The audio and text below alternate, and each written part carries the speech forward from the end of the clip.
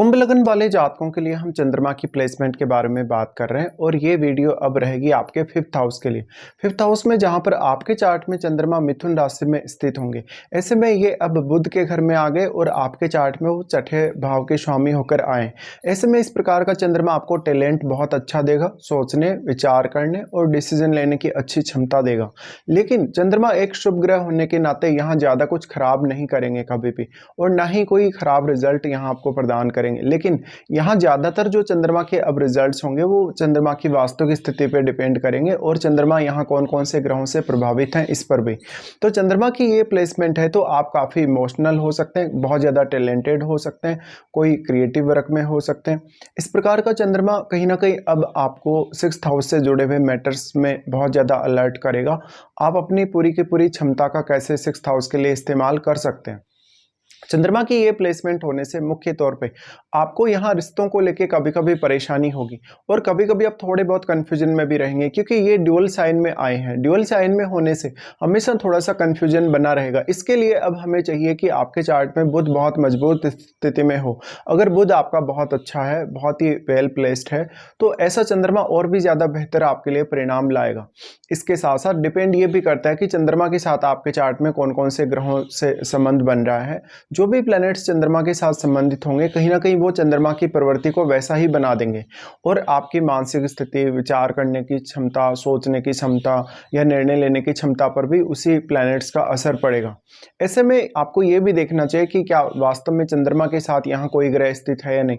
देखिए, अगर कोई भी ग्रह अगर चंद्रमा के साथ स्थित है तो वो अपना कारकत्व और अपनी एनर्जी आपके पंचम भाव में डिपॉजिट कर रहा है और साथ साथ में वो अपने गुणों को भी यहाँ ला रहे हैं, साथ में वो अपने उन भावों को भी यहाँ कनेक्ट कर रहा है पंचम से जिनका वो आपके चार्ट में प्रतिनिधित्व कर रहा है। ऐसे में आपको उन भावों से किस प्रकार से सपोर्ट मिल सकता है जिनका आपके चार्ट में वो ग्रह स्वामी होकर यहाँ आया। अब पंचम भाव है वो हमारी जो याददाश्त है, हमारा जो मेमोरी का पूरा जो ढांचा है दिमाग का, उस पर कहीं ना कहीं डिपेंड करता है। और यहाँ पे जो पंचम भाव है वो वास्तव में आपको निर्णय क्षमता अच्छी प्रदान करेगा इस प्रकार की प्लेसमेंट की वजह से। और अगर बुध का भी यहाँ सपोर्ट मिल जाए चंद्रमा को तो ये काफ़ी ज़्यादा अच्छा है। अब मेन बात आती है आपकी एजुकेशन, आपका संतान पक्ष, और आप कोई भी पर्टिकुलर काम करेंगे तो किस तरीके से आप उस काम के लिए मेंटलिटी रख रहे हैं, किस प्रकार से आप विचार कर रहे हैं। देखिए, वैसे तो हम कंजक्शन का प्रभाव ही सबसे ज़्यादा मानते हैं, लेकिन चंद्रमा जैसे शुभ ग्रह के केस में, बहुत ज़्यादा शुभ ग्रह के केस में हम कोई भी ग्रह अगर चंद्रमा पर अपनी दृष्टि भी डालेगा तो उसका प्रभाव भी काफ़ी स्ट्रांगली मानेंगे। ऐसे में आपके 11वें घर में बैठे हुए प्लैनेट्स की भूमिका भी उतनी ही ज़्यादा अहम हो जाती है। अब आपको देखना होगा कि वास्तव में चंद्रमा के साथ किस प्रकार का प्लेनेट है, क्योंकि जिस भी प्रकार का प्लेनेट यहाँ चंद्रमा के साथ आएगा वो आपको उन भावों से जुड़ा हुआ काफ़ी ज़्यादा टैलेंट प्रदान करेगा जिनका वो आपके चार्ट में प्रतिनिधित्व कर रहा है। साथ साथ में अब आपका इमेजिनेशन और आपकी अदर स्किल्स भी काफ़ी अच्छे से डेवलप हो सकते हैं। अब मेन बात ये आती है कि चंद्रमा यहाँ सिक्स्थ लॉर्ड है और सिक्स्थ लॉर्ड होकर अगर आ रहे हैं चंद्रमा पंचम में, तो अब सिक्स्थ हाउस के लिए जितने भी आप जीवन में डिसीजन लेंगे, जितना भी आप सिक्स्थ हाउस के लिए प्रयास करेंगे, मेहनत करेंगे, हार्डवर्क करेंगे, वो सब कहीं ना कहीं आपके काम ज़्यादा से ज़्यादा आएगा। लेकिन ऐसा चंद्रमा थोड़ा सा आपको कभी कभी ज़्यादा इमोशनल बना सकता है। और अगर यहाँ चंद्रमा राहु केतु से या शनि से प्रभावित है तो बहुत ही अलग प्रकार की क्षमता आप में डेवलप कर सकता है। लेकिन ऐसा हो सकता है कि फिर आपका जो प्रोफेशन है या आपका करियर, उस पर कभी कभी नकारात्मक प्रभाव भी पड़ सकता है, क्योंकि फिर ऐसा चंद्रमा आपके मन में थोड़ा बहुत इल्यूजन भी पैदा करेगा। और क्योंकि ये ड्यूअल साइन में भी है, चंद्रमा यहाँ से एक्सपेक्ट कर रहे हैं आपके 11वें घर को। 11वें घर पर इस प्रकार से अगर चंद्रमा दृष्टि डालें तो ये बहुत ज़्यादा आपके लिए इंपॉर्टेंट हो जाता है कि आप धन संबंधी मामलों में किस प्रकार की मानसिकता रखते हैं, आप कितने ज़्यादा वेल्दी हो सकते हैं, आप अपने टैलेंट का कितना अच्छा इस्तेमाल कर सकते हैं अपने करियर और बाकी कार्यों में। चंद्रमा की ये प्लेसमेंट जो है वो आपको बहुत ज़्यादा वेल्दी बना सकती है एक समय पर, लेकिन आपका जो वेल्थ का स्तर है, जो आपका मेंटलिटी है पैसे के प्रति या कोई भी प्रकार से लाभ कमाने के प्रति, वो उतना ज़्यादा बेटर बना नहीं रहेगा हमेशा के लिए। इस प्रकार का चंद्रमा है तो थोड़ा बहुत कन्फ्यूजन क्रिएट करेगा और हमेशा आप अपने डिसीजंस को बदलते हुए नजर आएंगे।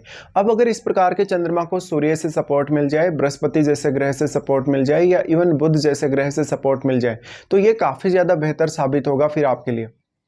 अब आपको देखना होगा कि चंद्रमा के साथ जो ग्रह आपके पंचम में आया है वो किस प्रकार की क्वालिटीज़ यहाँ डाल रहा है आपके पंचम भाव में आके, और किस प्रकार से वो चंद्रमा को यहाँ प्रभावित कर पाएगा। जिस हिसाब से वो चंद्रमा को प्रभावित कर पाएगा उसी हिसाब से आप विचार करने लगेंगे और सोचने लगेंगे, और वैसे ही आपके डिसीजन होंगे। मान लेते हैं कि पंचम भाव में कोई बहुत फायरी ग्रह है, कोई बहुत फास्ट मूविंग ग्रह है, या कोई बहुत ही ज़्यादा इफेक्टिव ग्रह है जो चंद्रमा पर अपना काफ़ी स्ट्रॉन्ग प्रभाव डाल सकता है और काफ़ी फास्ट मूविंग है वो।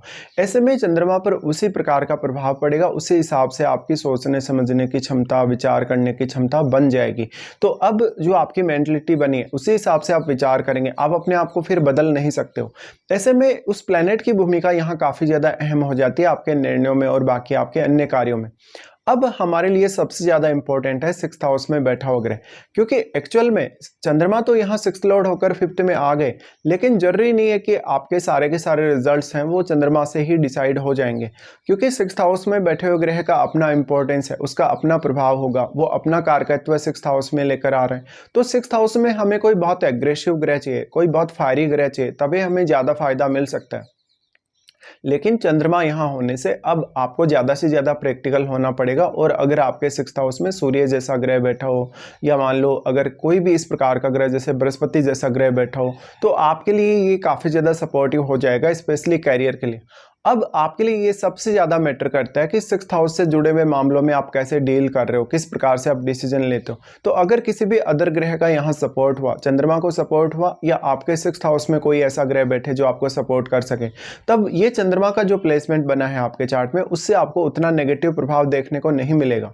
इसके साथ साथ आपके लिए मैटर करता है आपके 11वें घर में बैठा हुआ ग्रह, क्योंकि 11वें घर में बैठा हुआ ग्रह भी अपना अवश्य ही प्रभाव डालेगा चंद्रमा पर। इसके साथ साथ आपको देखना होगा क्या वास्तव में आपको चंद्रमा की महादशा है या नहीं। अगर आपको मान लो चंद्रमा की महादशा है तो सारे के सारे रिजल्ट्स जो होंगे वो स्ट्रांगली देखने को मिलेंगे।